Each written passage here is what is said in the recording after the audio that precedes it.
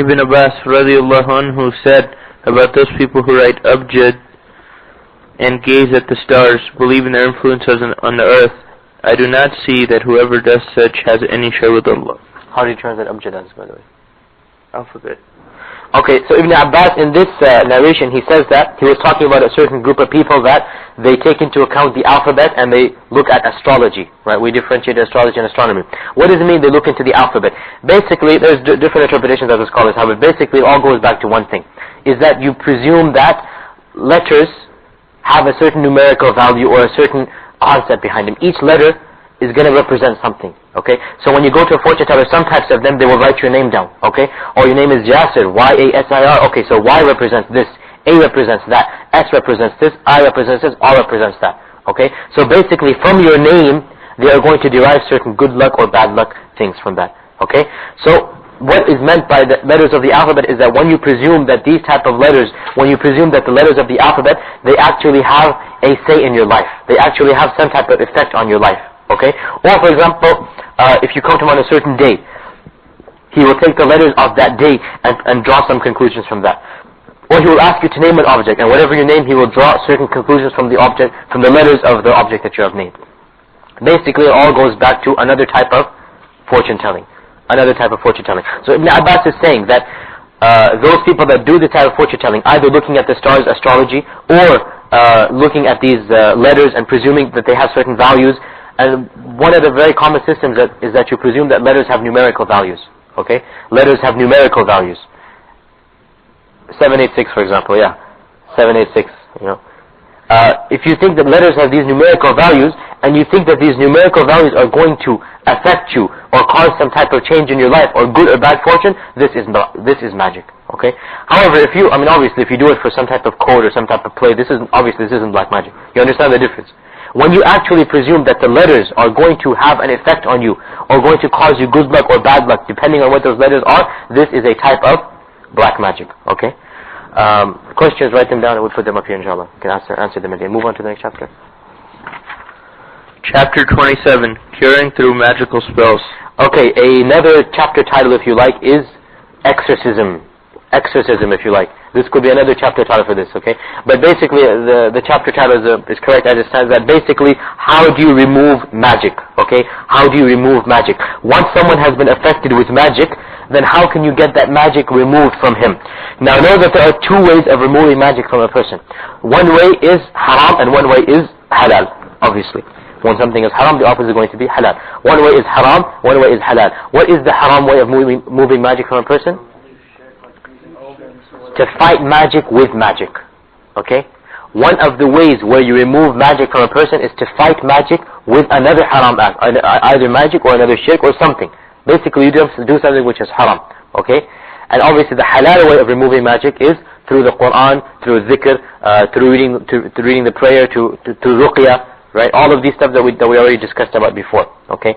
Now, when we see that these Christians, for example, they're exercising their patience, or these people possessed with magic, what type of way are they using? They are either using magic, or they are doing another thing. They are doing shirk. Okay? Now, for example, suppose a woman is possessed, or a man is possessed. They take him to the priest. And this is only among the Roman Catholics, by the way, right? Not the Protestants, if I'm mistaken. If I'm not mistaken, excuse me. As far as I know, only the Roman Catholics, they believe in exorcism, and the Protestants, they don't believe in this, you know. They don't believe in this. Haven't you seen that movie? Exorcist? The Exorcist. Haven't you seen The Exorcist? Stuff for a little bit. Huh? The Roman Catholics, yeah. The Roman Catholics, they're the ones that believe in this. Okay? We don't base our aqeedah on these movies, by the way. Just a joke.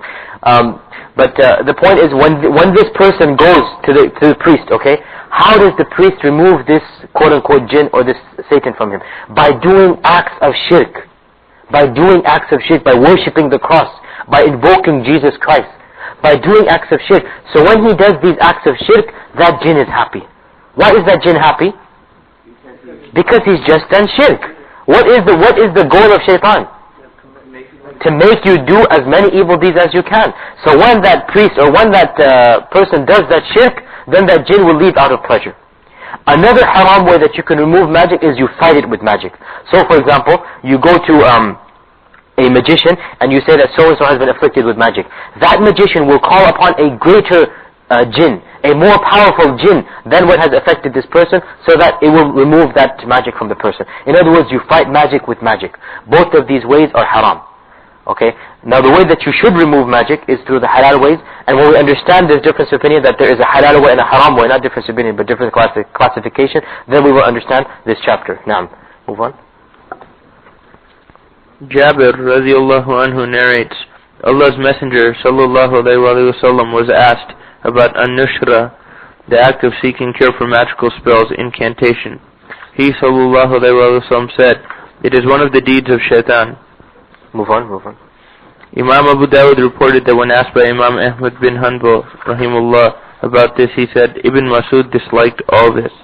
Okay, so in this hadith, the Prophet ﷺ is saying all types of nushra are from the acts of shaitan.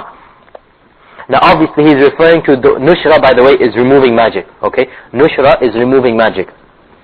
So when he was asked about nushra, he said it is from the types of shaitan. Now what type of nushra is being referred to here though? The haram way.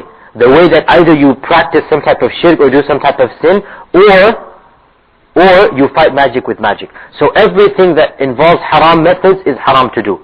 If a person is afflicted with magic, he is not allowed to remove it through haram methods. Even though it might be successful, yet if you do this, it might be successful in the sense that the magic might be removed. But if you do this, then you are guilty of shirk.